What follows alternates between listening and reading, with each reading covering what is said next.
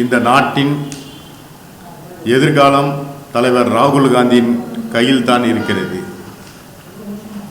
எதன் அடிப்படையில் கூறுகிறேன் என்றால், ராகுல் காந்தி மட்டும்தான் மாணவர்களின் வாழ்வாதாரத்திலும் இளைஞர்களின் வேலைவாய்ப்பு தலைவர் ராகுல் காந்தி கையில் தான் இருக்கிறது. பாசிச பாஜக அரசு மாணவர்களை பற்றியோ இளைஞர்களை பற்றியோ கவலைப்படுவதில்லை. அவர்கள் இந்நாட்டின் வளங்களை அம்பானியிடம் அதானியிடமும் சுரண்டி அவரிடம் கையில் கொடுத்துவிட்டது. இந்த அரசாங்கம் அம்பானியும் அதானியும் தான் நடத்தி கொண்டிருக்கிறார்கள்.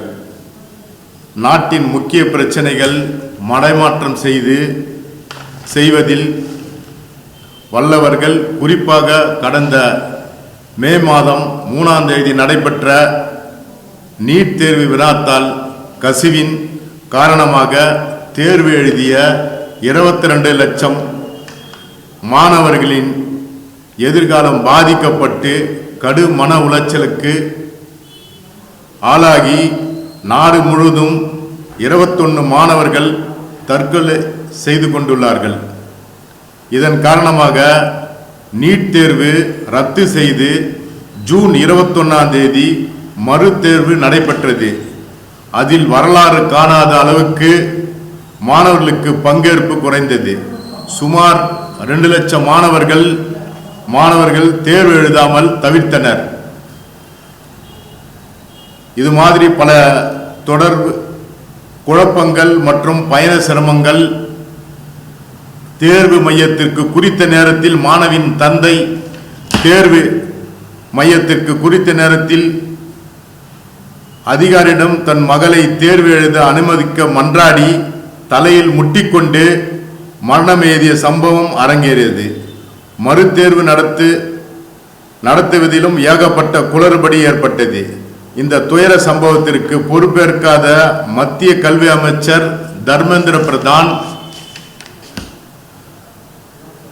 கண்டித்து தலைவர் ராகுல் காந்தி தலைமையில் ராஜஸ்தானில் உள்ள கோட்டா மாவட்டத்தில் மிக பிரம்மாண்டமான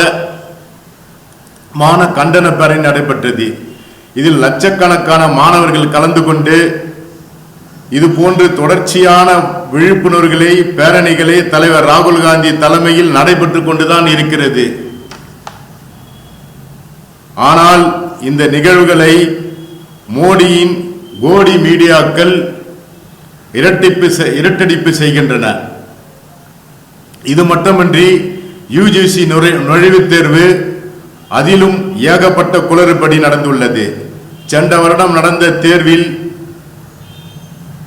கேள்விகளை 60% மீண்டும் அதே கேள்விகளை கேட்கப்பட்டு அவர்கள் அலட்சிய போக்கினால் தெல்ல தெளிவாகிறது.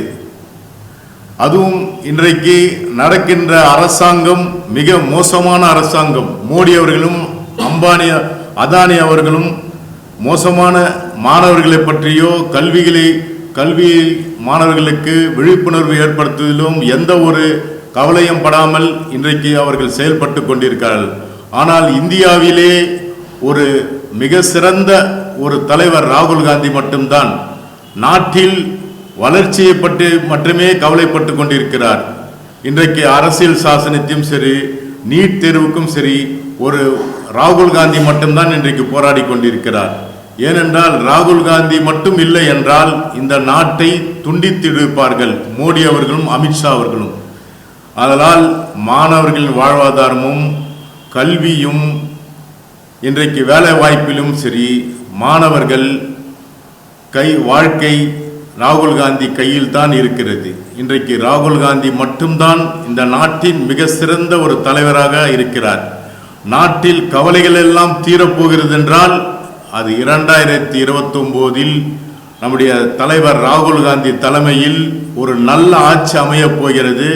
அந்த ஆட்சி அமைந்தால்தான் இந்த மாணவர்களுக்கும் சரி இந்த வாழ்வாதாரம் நீடித்து நிற்கும், இந்த நாடு சிறப்பாக இருக்கும், நாட்டு மக்களும் நன்றாக இருப்பார்கள். நன்றி, வணக்கம், ஜெய்ஹிந்த்.